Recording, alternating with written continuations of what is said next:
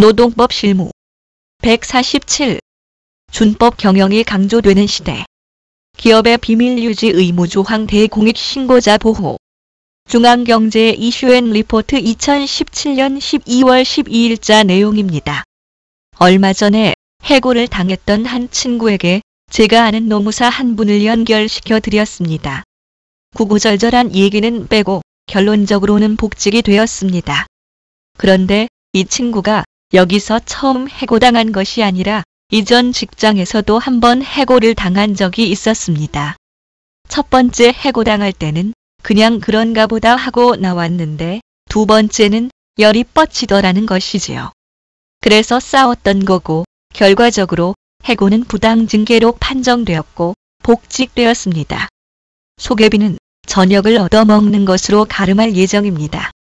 그런데 이 친구가 두 번째 직장에서는 해고로 싸웠는데 2년 전에 해고당한 첫 번째 직장에서는 아무 대응도 하지 못한 채 제 발로 걸어 나왔던 겁니다.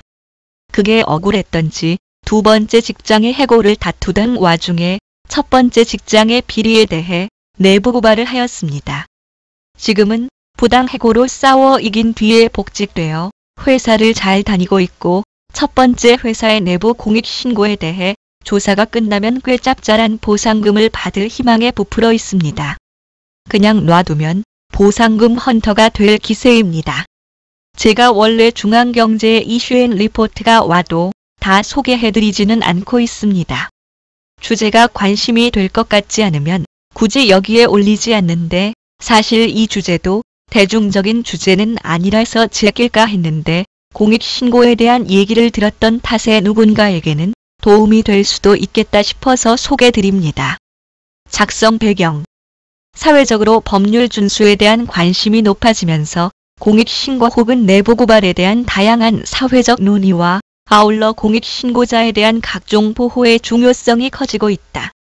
그럼에도 불구하고 우리나라의 경우 아직 공익신고에 대한 개념이나 보호 등에 대해 인식이 부족한 것 또한 현실이다. 사업의 경계업이 기업 간 무한 경쟁이 이루어지고 공시제도 등을 포함한 각종 정보 공개와 아울러 인터넷 등을 통한 소비자와 고객의 정보에 대한 무한대의 접근이 가능해지고 있다. 이와 같은 상황에서 준법 경영은 단순히 법 위반에 따른 책임의 문제에 그치는 것이 아니라 기업의 생존과 성장에 직결되는 중대한 문제가 되고 있다. 이에 따라 기업들도 준법 경영을 제고하기 위한 다양한 노력들을 하고 있다. 이번에는 공익신고자 보호와 인사상의 이슈를 월간 노동법률 2017년 12월호에 실린 법무법인 김앤장 소속 정종철 변호사의 글을 인용하여 다루어 보았다. 1. 공익신고자 보호법이란 공익신고에 관한 일반법인 공익신고자 보호법은 2011년 3월 29일 제정되어 2011년 9월 30일부터 시행되었고 가장 최근에는 2017년 4월 18일에 개정되어 2017년 10월 19일부터 시행되고 있다. 공익신고자 보호법에 따르면 누구든지 공익침해 행위가 발생했거나 발생할 우려가 있다고 인정하는 경우에는 단체의 대표자나 관련 조사기관, 수사기관에 공익신고를 할 수 있고 공익신고자에 대하여는 인적 사항의 비밀이 보장되고 신변 보호에 필요한 조치를 받을 수 있도록 하고 있다. 또한 공익신고자에 대한 차별 취급, 보수체불 등 불이익 조치가 금지되며 내부 공익신고자는 공익신고로 인해 과징금 등으로 국가 또는 지방자치단체에 직접적인 수입의 회복 또는 증대를 가져오거나 그에 관한 법률 관계가 확정된 때에는 보상심의위원회의 의결을 거쳐 보상금을 지급받을 수 있는 등 다양한 보호를 하고 있다. 즉, 공익신고를 하면 불이익은 없고 과징금의 일부를 보상금으로 받을 수 있다는 것이다. 2. 직장의 비밀 유지 의무 조항. 대부분 회사의 취업 규칙 내지 근로계약 등에서는 소위 비밀 유지 의무 조항을 규정하고 있고 이를 위반한 경우에는 법률상의 책임과 아울러 징계 등 인사 책임의 대상이 된다. 법원에서는 일관되게 근로자가 직장의 내부 사실을 언론에 제보한 내용이 사실인 경우 이는 징계 사유에 해당한다라고 하고 있다. 즉, 회사의 내부 사실을 알리면 징계 사유가 되는 것이다. 다만 징계양정을 정함에 있어 제보의 경위와 내용, 정도 기타 회사가 입게 된 손해 등을 종합적으로 고려해야 한다고 하고 있는데 결국 이는 근본적으로 회사의 내부 사실을 알리는 것 자체는 징계 사유가 되지만 그 징계양정은 사실관계를 고려해보라는 정도이다. 3. 공익신고 대 비밀유지 의무. 직원이 공익신고를 하는 경우 비밀유지 의무에 반하는 것이어서 징계나 혹은 계약 위반에 따른 책임을 지는지 여부가 문제될 수 있다. 위의 경우대로라면 징계 사유가 당연히 될 것 같은 생각이 든다.